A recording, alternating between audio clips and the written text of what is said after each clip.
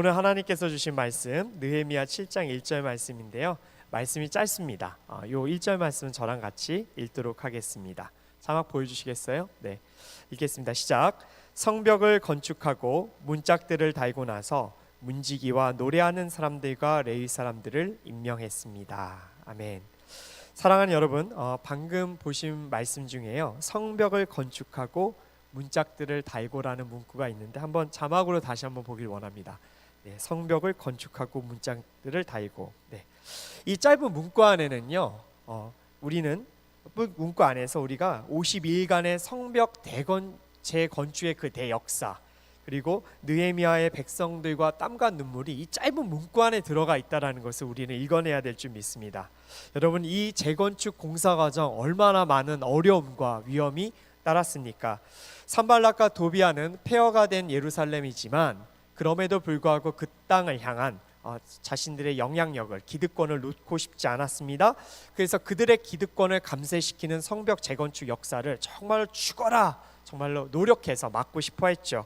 그래서 군사 도발을 일으켰죠. 그리고 반역이라는 음모론을 퍼뜨림으로써 이스라엘 백성들의 심리를 위축시켜서 건축을 방해했습니다. 그리고 마지막에는 또 어떤 결정을 내렸나요? 네, 사실상 느헤미야를 암살하기 위해서 작전을 펼쳤습니다. 아마 하나님의 은혜와 보호하심이 없었더라면 사실 느헤미야는 이미 저 세상 사람이 되었을 것이고 성벽 재건축 역사는 일어나지 않았을 거예요. 자, 이러한 역경을 다 뚫고 나서 성벽을 짓고 이제 문짝을 다는 거예요. 여러분, 얼마나 감격과 기쁨이 있었겠습니까? 그토록 열망했고 100년 이상 염원했지만 그렇게 성공하지 못했던 그 성벽 재건축의 역사가 52일 만에 완성했으니 여러분, 백성들의 마음에는 기쁨이 넘쳤을 거예요. 만약 제가 현장에 있는 지도자로서 그 성벽 재건축에 참여했었던 사람이라면 그 문짝을 다는 날 저는 느헤미야 지도자에게 이렇게 얘기했을 거예요. 우리 함께 축제를 벌입시다. 우리 함께 이 문짝을 달면서 주님의 영광을 노래하고 잔치를 우리가 한번 합시다라고 느헤미야 지도자에게 이야기했었을 것 같아요. 자, 그런데요, 이 축제가 될 수 있는 이날, 성벽을 건축하고 문짝을 다는 그날, 여러분, 느헤미야는 무엇을 했는가? 정말 말씀을 보면요, 느헤미야는 정말 남다른 지도자였어요. 정말 뛰어난 지도자였던 것 같아요. 흐트러지지가 않아요. 그 문짝을 다는 날 그는 무엇을 했는가? 자, 문지기와 노래하는 사람들과 레위 사람들을 세웠다라고 1절 말씀에 나와 있습니다. 자, 왜 그랬을까? 왜 그들을 세웠을까? 자, 이 답을 찾기 전에 여러분들께 잠깐 퀴즈를 내고 싶습니다. 답변 말씀하지 않으셔도 돼요. 제가 다 답변할 겁니다. 네. 자, 느헤미야 여러분들께 물어보고 싶은 게 그거예요. 여러분, 느헤미야의 비전은 뭐예요? 여러분, 느헤미야의 궁극적인 비전이 뭐였냐고요? 물어보고 싶어요. 여러분, 느헤미야의 비전은 성벽 재건축이었죠? 맞죠? 맞아요? 틀려요? 맞죠? 네, 성벽 재건축이 느헤미야의 비전이었으니까 이제 그 비전 마쳤으니 페르시아로 돌아가야 되겠네요. 맞죠? 네, 여러분 표정이 다 아니라라고 말씀해 주신 것 같아서 감사합니다. 맞아요. 여러분, 느헤미야의 최종 비전은 성벽 재건축이 아니었어요. 여러분, 느헤미야의 최종 비전은 무엇이었냐면 튼튼한 성벽을 세우는 것이 아니라 튼튼한 성벽을 세워줌으로써 그 안에 사는 이스라엘 백성들의 삶과 그들의 신앙을 지켜주고 그들이 자유롭게 예배함으로써 이스라엘 민족 전체가 하나님께 영광 돌리는 예배 공동체로 살아나는 것, 그 하나님께 영광을 돌리는 예전의 그 태초의 이스라엘 민족으로 돌아가는 것이 느헤미야의 최종 비전이었어요.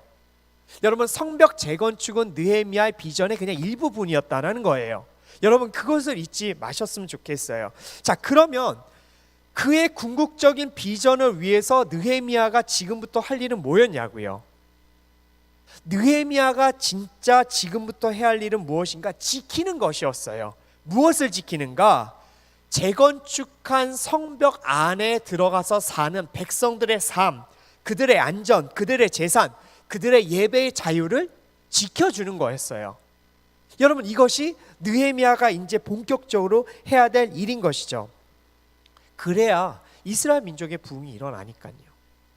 자, 그런데 가끔 사람들은요, 자신의 소중한 것을 지키는 성벽에만 온 마음이 뺏길 때가 있어요. 자, 예를 들어서요, 자신의 자녀와 아내가 너무 소중한 가장이 있다라고 한번 예를 한번 들어보고 싶어요.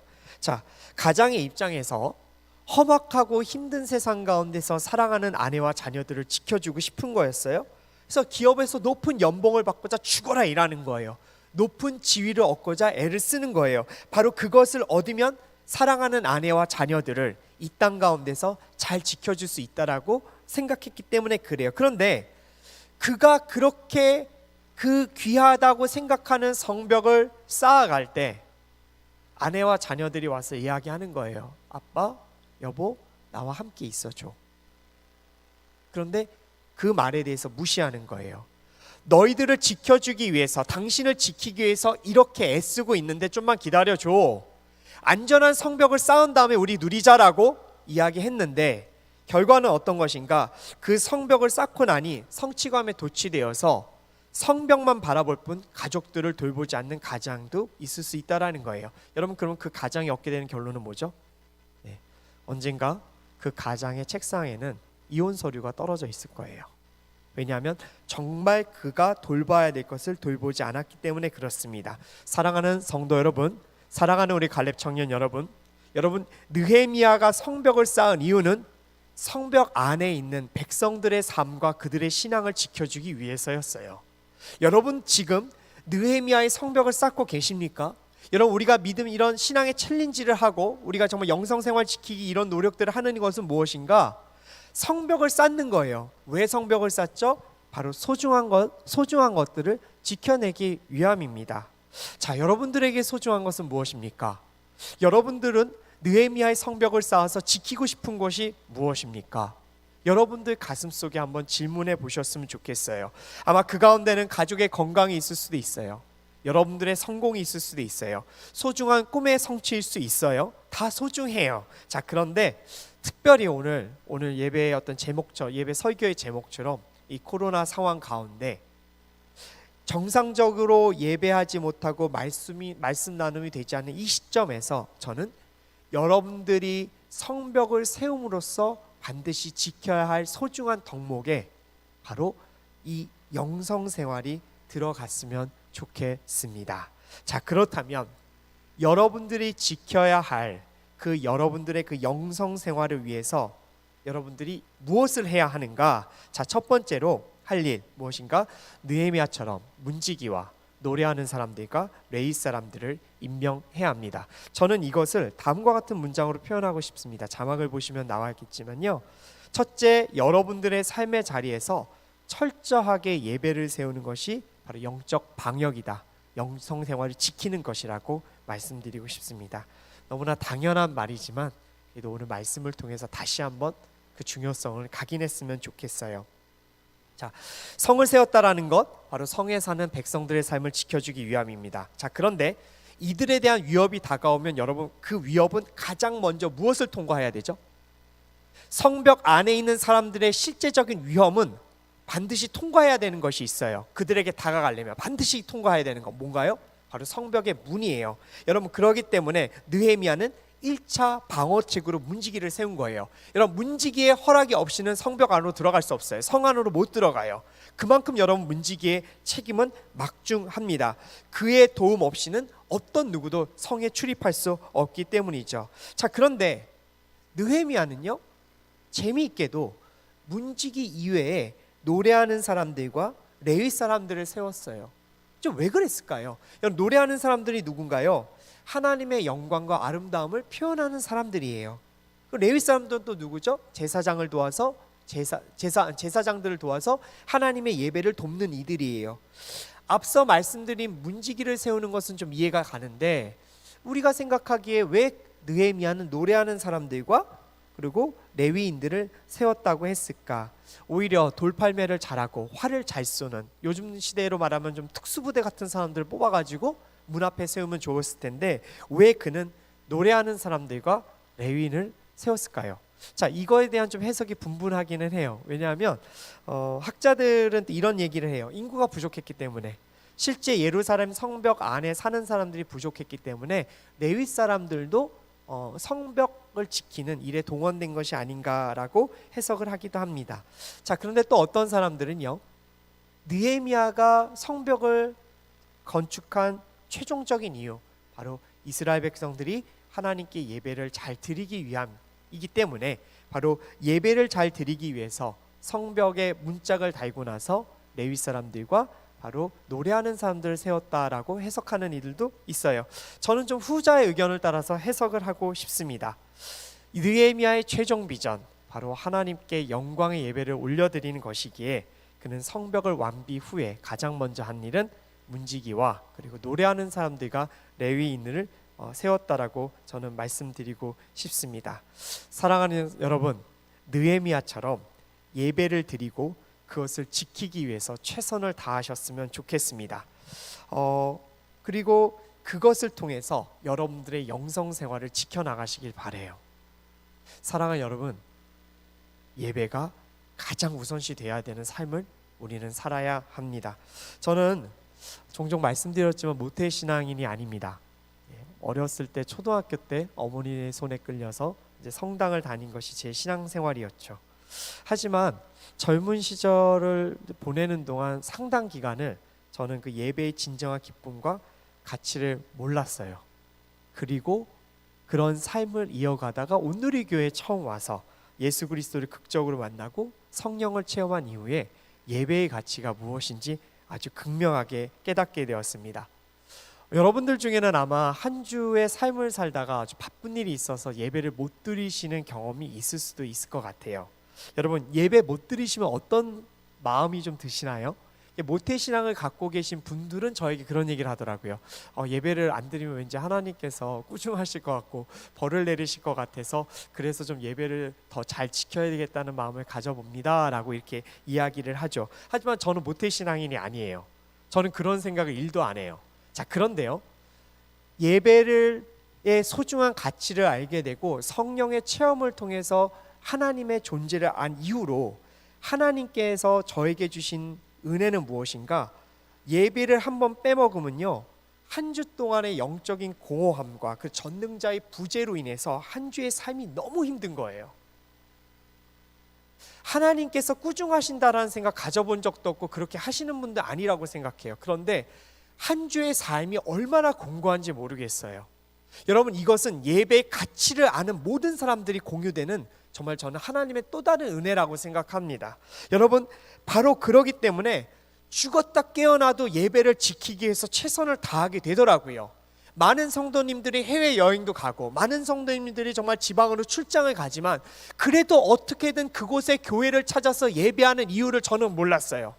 그런데 교회를 와서 주님께 예배하다 보니까 왜 그 많은 청년들이 아울리치 갔다가 조금 짬내서 해외여행을 가도 그곳에 교회를 찾아서 예배하는 삶을 살아가는지 저는 그제야 알게 되었어요. 청년이 되어서 온누리교회에 와서 알게 된 것이죠. 사랑하는 여러분, 그러기 때문에 예배를 지켜내기 위해서 한 주의 삶 속에서 여러분들의 영혼을 정말로 다 온전히 드릴 수 있는 그 예배에 여러분들이 집중하시고 예배 드리는 삶을 포기하지 않으셨으면 좋겠습니다. 온라인으로 예배하든 현장에서 예배하든 여러분 목 놓아 예배하며 주님을 찬양할 때 여러분들의 영성생활은 지켜지는 것이에요. 자, 그런데 여기서 한 가지 여러분 또 하나 말씀드리고 싶은 게 있어요. 뭐냐면 예배만큼요 소중한 것이 바로 순모임이에요. 여러분, 순모임 참 소중합니다. 온라인 순모임 어색하죠. 저녁 때 좀 피곤하고 지친데 좀 화장도 좀 지우고 좀 편안한 모습으로 좀 이렇게 내추럴하게 있고 싶은데 한 주에 한 번 온라인 순모임 하는 게 쉽지 않은 많은 형제님 자매님들이 있습니다. 자, 그런데 여러분 우리 내년에도 이 비대면 순모임은 계속 될 것 같아요. 안타깝게도. 여러분, 그럼 한 가지 질문 드리고 싶어요. 여러분, 언제까지 피하고 싶으세요? 안 돼요, 여러분. 여러분, 온라인 순모임 피하시면요 정말 제가 봤을 때 여러분 코로나 아무리 그 신약이 나와도 참 이 시간 길어질 것 같거든요. 그러면 교회는요 정말 예배로 세워지지만 동시에 공동체의 지체들과 함께 말씀을 나누고 그리고 주님을 나눌 때 세워지는 것 잊지 않으셨으면 좋겠습니다. 이제 12월 둘째 주면 여러분 한 120에서 140명 되는 우리 갈렙 공동체 지체들이 다시 새 텀을 위해서 순모임을 조직하게 됩니다. 그나마 다행인 거는요 교회적으로 온라인 순모임에 어색하시는 분들도 있고 또 어색하지 않으시는 분들도 있어서 그분들에 대한 배려를 하면서 순모임 조직을 해보려고 노력하고 있습니다. 자, 그럼에도 불구하고 여러분 저 꼭 마음의 문을 좀 열어주셨으면 좋겠어요. 그래서 순장님의 멋지고 예쁜 얼굴 한번 본다는 마음으로, 또 우리 순원들의 얼굴 한번 한 주에 한 번은 본다는 마음으로 순모임에 동참해 주시고 말씀을 나누셨으면 좋겠어요. 제가 몇 주 전에 여러분 밤 10시에 순모임 했다라는 거 한번 이야기 드렸죠. 좋았어요. 처음에 어색한데요, 보고 있으면 되게 좋아요. 여러분, 그게 바로 공동체의 동역자들의 마음입니다. 그래서 우리 순장님들이 그동안 또 순원들이 많이 어색하시니까 제안을 못 드릴 수도 있는데, 여러분 순원들이 한번 제안해 주셨으면 좋겠어요. 우리 오빠 또 형, 누나, 우리 한번 순모임 해봅시다. 여러분, 그렇게 될 때 저희는 아름다운 예배 공동체를 세워지게 될 것 같습니다. 자, 여러분, 그리고 여기서 또 한 가지 말씀드리고 싶은 게 있어요. 여러분, 학개서 1장에는요 이 예배의 중요성을 우리들에게 알려줍니다. 여러분, 예배는요 단순히 영성생활에만 관여되어 있지 않아요. 여러분, 말씀은요 결코 예배를 그렇게 말하지 않습니다. 자, 선지자 학개는요 포로기환 이후에 영적으로 경제적으로 힘들게 살아가는 백성들에게 이런 말을 합니다. 무슨 말이었냐면요, 제가 한번 읽어드릴게요. 너희가 많이 심어도 조금밖에 거두지 못하고 먹어도 배부르지 못한 이유를 알고 있느냐. 여러분, 그때 포로기환 이후에 사람들이 많이 피폐하게 살았기 때문에 학개는 이렇게 이야기해요. 그런데 그 이유에 대해서 뭐라고 얘기했냐면, 성전은 무너진 채로 남아있는데 너희는 꾸며진 집에서 살고 있으며 성전을 지을 때가 되지 않았다라고 말한다. 성전을 지으라, 내가 그것으로 영광을 받을 것이다. 여러분, 바벨론의 1차 포로 시기에 돌아온 사람들입니다. 지금 학개가 말하고 있는 대상은요, 바벨론의 훌륭한 문화와 제도 속에서 살아가던 사람들. 그런데 페르시아 고레스 왕의 정말 포로 귀환 칙령으로 여러분, 그 많은 바벨론 땅에서의 정말로 자신들이 갖고 있었던 모든 기득권, 자유, 부를 다 내려놓고 폐허인 예루살렘으로 왔어요. 딱 이유는 하나예요. 하나님의 백성들이란 이유로. 그런데 그들의 삶이 피폐한 거예요. 그들의 삶이 어려운 거예요. 아니, 하나님을 찾으러 왔고 하나님을 만나기 위해서 예루살렘 땅으로 돌아왔다면 하나님 복을 주셔야 되는데 그들의 삶이 힘이 든 거예요. 그런데 그 이유를 몰랐어요. 그런데 학개는 말해요. 너희들의 삶 속에 예배를 드리지 않았다라고요. 여러분, 우리의 영성생활은 예배에 집중되어야 하는 게 분명히 있어요. 그런데 또 하나 있어요. 여러분들의 삶 가운데 또 예배가 세워져야 여러분들이 이 땅을 살아가시는 또 다른 그 필요에 대해서 하나님께서는 기억하시고 은혜를 주시는 것도 이 말씀에는 보입니다. 예배를 드려야 그런 복을 주시나요? 라고 단정적으로 질문하지 마십시오. 여러분, 그거는 너무나 어린애 같은 질문이에요. 하지만 연관이 있다라는 사실을 우리가 기억하고 하나님께 예배함으로 저는 여러분들의 영적인, 육적인 삶의 아름다운 복을 누렸으면 좋겠고, 동시에 여러분들의 영성 생활을 지켜가기를 원합니다. 삶 속에서 예배를 지키는 여러분들의 삶은 여러분들 평생을 주님께서 지켜주실 줄 확신합니다. 자, 두 번째로요, 느헤미야가 영성 생활을 지키기 위해서 우리들에게 주는 두 번째 메시지를 보길 원합니다. 2절 말씀 우리 함께 읽겠습니다. 시작. 나는 내 동생 하나니와 성의 사령관 하나냐를 세워 예루살렘을 다스리게 했습니다.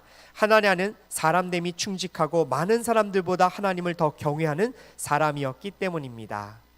자, 저는 여기서 두 번째 영적 방역 지침을 드리고 싶어요. 그것은 무엇인가? 주님께 중심을 드려야 한다라는 것입니다. 주님 중심을 드려야 돼요, 여러분. 느헤미야가 이제 성벽을 건축한 이후에 바로 예루살렘 땅을 다스릴 리더들을 세웁니다. 왜 리더들을 세웠죠? 이제 그는 페르시아로 다시 돌아가야 했기 때문에 그렇습니다. 당연히 신실한 사람들을 세웠을 거예요. 그런데 약간 특이한 부분이 보여요. 무엇인가? 자, 예루살렘의 리더로 세운 하나냐에 대한 소개는 있는데 자신의 동생 하나니에 대한 소개는 없어요. 자, 느헤미야가 세운 하나냐는 누구였는가? 자, 느헤미야는 하나님을 경외하는 자로 소개합니다. 자, 부와 명예를 초계처럼 버리고 페르시아의 고관직을 다 집어던지고 폐허로 돌아온 느헤미야 입장에서 보기에 하나님을 경외하는 자라면 여러분 그 사람은 얼마나 하나님을 경외하는 사람이었겠습니까? 정말로 귀하고 아름다운 사람이었겠죠. 자, 그런데 동생 하나니는 도대체 어떤 인물이었을까? 여러분 동생 하나니 어떤 인물이었을 것 같아요? 한번 상상해 보신 적 있어요? 하나니는 여러분 여기에 이 말씀에 느헤미야에 많이 등장하진 않아요. 자, 그런데요 1장에 보면요 하나니와 여러 사람들이 유다에 다녀와서 느헤미야에게 자신의 동족들과 당신의 동족들이 고난과 아픔을 겪고 있고 성은 회파되었다라고 보고를 합니다. 자, 이 보고 때문에 느헤미야가 예루살렘 성전 재건축의 비전을 꿈꾸게 되었어요. 저는 이 보고를 한 하나니와 그 사람들 모두가 하나님을 진심으로 사랑하고요 그 중심을 주님께 드린 사람이라고 믿어요. 왜 그러냐면요 만약에 주님께 관심도 없고 자신의 삶을 자신의 중심을 하나님께 드리지 않은 사람이라면 사실 하나니나 그 동족 그 여러 동료들은요 동족에 대한 고통에 대해서 별로 관심 갖지 않았을 거예요. 그리고 그런 사람이었다면 형인 느헤미야가 예루살렘 땅으로 간다고 했을 때 뭐라고 얘기했을까요? 여러분 동생이 뭐라고 얘기했을까요? 하나니가요. 여러분 상상해 보신 적 있어요? 영적인 상상력을 통해서 저는 좀 드라마틱하게 이렇게 말해주고 싶어요. 네. 동생이 형한테 얘기하는 거예요. 느헤미야에게. 형 미쳤어? 미쳤냐고. 이방인이라고 그렇게 과시받고 멸시받으면서 겨우겨우 살아내서 이제 고위직좀 차지하고 먹고 살만한데 왜 그곳으로 가려고 해? 폐허로 가냐고. 그 동포들이 나에게 해준 게 아무것도 없잖아. 우리 가족에게 해준 것도 없잖아. 형 왜 그래? 여기 있는 부모님 형제들 안 돌볼 거야? 저는 그렇게 얘기했을 거예요. 그걸 뜯어 말렸을 거예요. 가지 말라고. 지금 이 부귀영화 함께 누려보자고. 근데 여러분 하나님 지금 어디 있죠? 형과 함께 왔어요. 여러분 정말 놀라운 사람이에요. 여러분 제가 봤을 때 동생이 형을 설득한 거예요. 형 너무너무 힘들고 어렵게 산다. 우리가 뭐 할 수 있는 게 없을까? 여러분 저는 하나님이 바로 그 동생을 또한 축복의 통로로 쓰셨다라고 저는 믿어요. 왜 그게 가능했는가? 중심을 드렸기에 모든 것을 하나님께 바쳐진 사람들이었기 때문에 여러분 형이나 동생이나 다 갖다 버리고 삶의 모든 것 영화로운 것 다 배설물로 여기고 바로 예루살렘으로 달려간 거예요. 사랑하는 청년 여러분 중심을 드리는 사람은요 일편단심 민들레가 돼야 되고요 주님만을 바라보는 해바라기가 돼야 됩니다. 여러분 이런 사람은요 고난이 와도 흔들리지 않아요. 왜요? 중심을 하나님께 드렸고 시선은 오직 주님께 가 있기 때문에 그렇습니다. 바로 이 자세가 우리의 중심을 드리는 자세, 모든 것을 주님 앞에 내어놓겠습니다. 어떤 상황 가운데서 주께서 원하시면 다 드리겠습니다라는 이 마음이 있을 때 여러분 우리의 영성생활은 지켜져 가요. 어제 저녁에요 제 딸에게 좀 아주 난감한 질문을 받았습니다. 요즘 제 딸이 이렇게 성경 관련된 그 어린이 영상을 자주 봅니다. 여러분 산나의 하나님 이야기라고 하면 유튜브에서 검색해 보십시오. 거기서 나오는 그 산나라는 전도사님이요 지금 미국에 있는 온누리교회 전도사님입니다. 네, 그 여자 전도사님이 너무 인형극을 통해서 말씀을 너무 잘하셔가지고 저 딸에게 다른 건 다 안 보여주는데 그것만 보여줍니다. 자 그런데 어제 무슨 영상을 하나 봤나 봅니다. 그래서 저에게 밤에 물어보더라고요. 아빠 다윗은 어떻게 밧세바가 목욕하는 거를 봤어? 어떻게 봤지? 그 물어보는 거예요 저한테. 그러니까 지금 같은 집 구조 속에서 목욕을 하는데 아무리 밖에서 보려고 해도 못 볼 텐데 어떻게 다윗은 밧세바가 목욕하는 것을 보았느냐 이렇게 이야기합니다. 그래서 어제 나름 저도 상상력을 발휘해서 그림을 그리면서 다윗이 살았던 성은 좀 높은 데 있었고 밧세바가 살았던 성은 조금 낮은 데 있었던 것 같아. 그러다가 이렇게 보게 된 것 같아. 자 그런데요 제가 뭐라고 얘기했냐면요, 맨 마지막 이런 설명을 했어요. 이거 정말 하나도 안 빼놓고 이렇게 설명했어요. 담비야, 다윗이 정신 나가서 그랬어. 남이 빨개 벗고 목욕하는 거 보면 눈을 돌렸어야지. 근데 몰래 보고 좋아했잖아. 정신이 나가서 그랬어. 그래서 제 딸이 저에게 물어보더라고요. 아빠, 정신 나간 게 뭐야? 빨개 벗은 거 쳐다보면 몰래 보는 게 정신 나간 거야. 제가 이렇게 이야기했습니다. 제가 6살 딸에게 너무 과하게 설명했죠. 네, 저 그런 과한 아빠예요. 그런데 여러분, 중심을 버리면 다윗처럼 정신이 나가버립니다. 여러분, 하나님 앞에 중심을 버리면요, 이보다 더한 짓을 할 수 있는 게 인간의 본성이에요. 여러분, 그래서 이 사건으로 가장 진노한 사람이 누구였죠? 밧세바의 남편 우리아였나요? 아니요, 여러분. 우리아는요, 밧세바 자신의 여인이 간음한지도 모르고 죽어갔어요. 근데 이 사건을 통해서 가장 진노한 분은 누구셨는가? 하나님이셨어요. 다윗에 대한 그 배반감 때문에, 그렇게 사랑하고 그렇게 신실했던 내 아들 다윗이 중심을 버렸구나. 그 배반감 때문에 여러분, 다윗 평생에 하나님의 칼이 여러분 그 가족을 떠나지 않았어요. 여러분, 중심을 버리면 이런 아픔이 생겨요. 하지만 중심을 지키면요, 하나님의 그 군대가 여러분들의 삶을 둘러 진쳐요. 여러분, 그것은 그 어떤 것으로부터 살 수도 없고 가질 수도 없는 하나님의 축복입니다.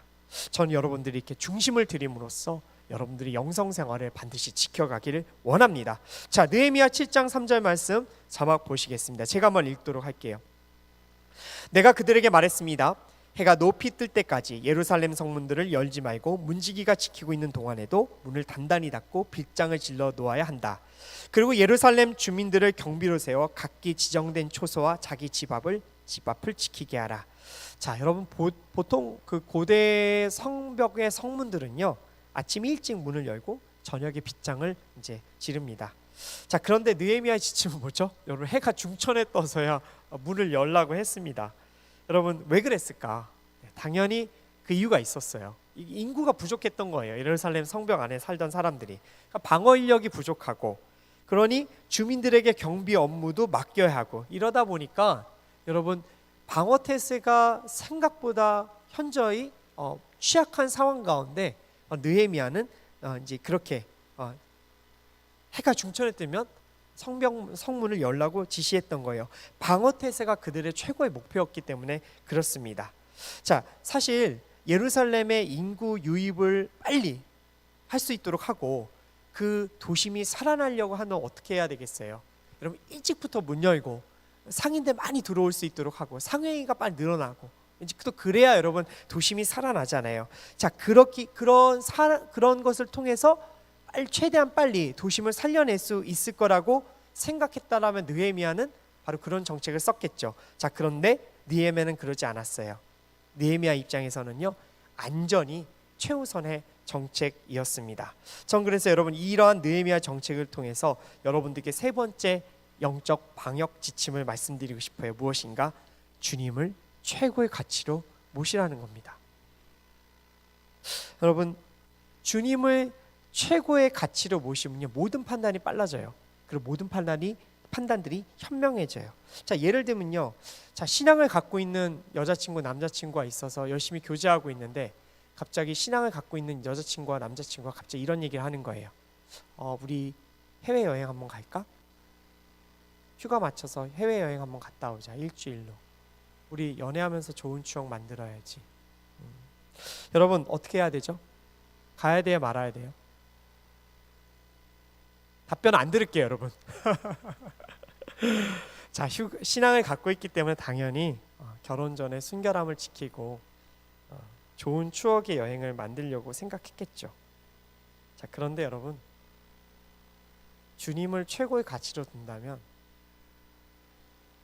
결혼 후에 가자라고 얘기할 것 같아요. 주님을 최고의 가치로 두면 여러분 고민하지 않게 돼요. 여러분, 그 현장에 가면요, 주님 안 보여요. 그곳에 가면 주님 안 보여요. 여자친구가, 남자친구가, 그리고 우리의 유혹이 거기 기다리고 있어요. 물론 저의 이야기를 너무 고리타분하고, 목사님 그런 설교 어디 가서 하시면 안 돼요, 욕도 먹습니다라고 얘기할 수도 있어요. 근데 저는 차라리 욕을 먹을게요. 저는 너무나도 고식하고 너무나 이 현실과 전혀 맞지 않는 설교를 하는 목사라고 욕 바가지로 얻어먹어도 저는 이 설교를 해야 되겠어요. 여러분, 주님을 최고의 가치로 두십시오. 여러분, 어떤 판단이든 여러분 주님께서 가장 좋은 것을 주세요. 여러분, 조금만 투자하면 상당한 수익이 있을 거라는 투자 제안을 받았다고 합시다. 투자해야 될까 말아야 될까? 여러분, 최고의 가치를 주님 앞에 둔 사람이라면 하나님, 이 부는, 저의 부는 당신의 것이고 이 부를 늘리시는 것도 이 부를 줄이시는 것도 주님의 것이오니 주님께서 판단하여 주십시오라고 기도하면서 주님께 매달릴 것 같아요. 여러분, 그러면 분명히 주님께서 그 투자에 대해서라도 정말로 하나님께서 바른 진리의 길을 보여주실 것 같아요. 여러분, 최고의 가치를 주님께 두세요. 어떤 것이든 주님보다 높을 수는 없다. 주님이 나의 최고봉이라고 생각하면요, 여러분, 우리의 영성 생활은 지켜집니다. 자, 마지막으로 이제 말씀 보도록 하겠습니다. 4절부터 6절까지 말씀인데요, 저와 같이 한번 봉독했으면 좋겠습니다. 아니, 우리 6절까지만 읽을게요. 저부터 읽을게요. 그 성은 크고 넓은데 성 안에 사는 사람들은 얼마 없고 제대로 지은 집들도 아직 얼마 없었습니다. 그런데 하나님이 내게 귀족들과 관리들과 일반 백성들을 모아 종족별로 인구를 조사할 마음을 주셨습니다. 마침 나는 처음 돌아온 사람들의 족보를 찾게 되는데 거기에는 다음과 같이 적혀 있었습니다. 함께 읽겠습니다. 이들은 바벨론 느부갓네살 왕에게 포로로 잡혀간 사람들 가운데 다시 고향으로 돌아온 사람들입니다. 그들은 예루살렘과 유다로 돌아와 각기 자기 마을로 갔습니다. 아멘. 여러분, 1차 포로 귀환 때 약 5만 명의 사람들이 귀환한 걸로 에스라서 2장에 기록되어 있어요. 자, 그런데 그 사람들은 예루살렘에 다 거주하지 않았어요. 이유가 뭘까요? 이유는 간단해요. 1차 포로 귀환 때 이스라엘 땅으로 돌아왔지만 사실 그들은 조상들의 땅으로 갔습니다. 왜냐하면 이스라엘 사람들에게는 토지가 너무 중요했고요. 그리고 그들이 갖고 있기 때문에 지켜가야 될 토지가 거기 있어서 자손 대대로 물려봐야 되기 때문에 상당히 많은 사람들이 고향으로 돌아간 것이죠. 자, 이런 상황 가운데서 예루살렘 성벽 안에 있는 사람들을 어떻게 인구 유입을 늘릴 수 있을까? 느헤미야 입장에서 굉장히 고민이 되었겠죠. 그런데 하나님께서 지혜를 주세요. 인구 조사할 수 있는 마음을 주세요. 여러분, 다윗 때에 자신의 군대가 얼마 정도 되는지를, 자신의 힘이 얼마 정도인지 알고 싶어서 했던 인구 조사에 대해서 하나님은 굉장한 분노와 벌을 내리시지만 예루살렘에 있었던 그 느헤미야에게는 하나님의 축복의 메시지로 바로 이런 인구 조사할 마음을 주십니다. 근데 여러분, 이스라엘 땅 멸망당했잖아요. 여러분, 행정조직 다 무너졌어요. 아무도 없어요. 기관도 없어요. 예루살렘에 그냥 그나마 총독 사령부가 있는 것뿐이죠. 여러분, 어떻게 인구 조사하겠어요? 불가능해요, 여러분. 그런데 이 불가능한 인구 조사를 하나님께서 지혜를 주십니다. 어떻게 해결하셨죠? 네, 에스라서 2장에 있는 족보를 찾아냅니다. 그 족보는 여러분 수십 년 전에 있는 족보였어요. 하지만 그 족보를 통해서 대략 1차 포로 귀환 때 얼마만큼 들어왔는지를 여러분 알게 됨으로써 느헤미야 입장에서는 이제 어느 정도의 인구를 어떻게 배치해야 될까 여러분 알게 되는 것이 되는 거죠. 그럼 지혜를 주셨어요. 여러분, 이것이 하나님의 사람들에게 주신 하나님의 복입니다. 여러분, 어떻게 풀어가야 됩니까? 여러분들의 삶의 실타래처럼 묶여있는 그 문제를 여러분 어떻게 정말 해결해야 됩니까? 저도 여러분 목회 현장에서 이런 부분을 굉장히 많이 경험해요. 그런데요, 며칠이고 기도하고 묵상하면요, 하나님께서 신기할 정도로 그 문제들을 풀어가는 것을 전 정말 많이 경험해요. 제가 못하면 하나님이 풀어놓으세요. 해결됐다고 연락 주세요. 여러분, 이것이 바로 하나님의 지혜와 하나님의 능력을 우리 정말 간절히 바라야 된다는 그 이유입니다. 여러분, 그래서 느헤미야는 아주 간단하게 인구조사를 마치고 여러분 에스라서 느헤미야 11장 정도에 가면요, 이제 인구를 재배치하는 작업들을 진행합니다. 영성 생활을 지키고 싶으십니까? 하나님께 끊임없이 지혜와 해결 방법을 구하는 자세가 있다면 주님께서 여러분들의 인생을 그렇게 고치시고 해결해 가실 줄 믿습니다. 지금 풀지 못하는 어려움이 있으십니까? 사랑하는 여러분, 특별히 새벽 기도를 좀 권면하고 싶습니다. 지금 서빙고와 양재 6시 반 새벽 기도가 있습니다. 한번 도전해 보시고 그 자리를 통해서 하나님의 정말 해결점, 하나님의 은혜를 체험하셨으면 좋겠어요. 오기에 너무 멀다. 여러분 6시 반에 온라인으로도 새벽 기도가 송출됩니다. 조용히 하나님 앞에 무릎 꿇으면 하나님께서 여러분들의 삶을 풀어가실 줄 믿습니다. 코로나 시대 가운데 영성생활이 참 중요해졌습니다. 어떻게 지켜야 하는가? 오늘 느헤미야의 말씀을 통해서 여러분들이 받은 메시지를 통해 여러분들의 삶에 적용해 보시기를 원합니다.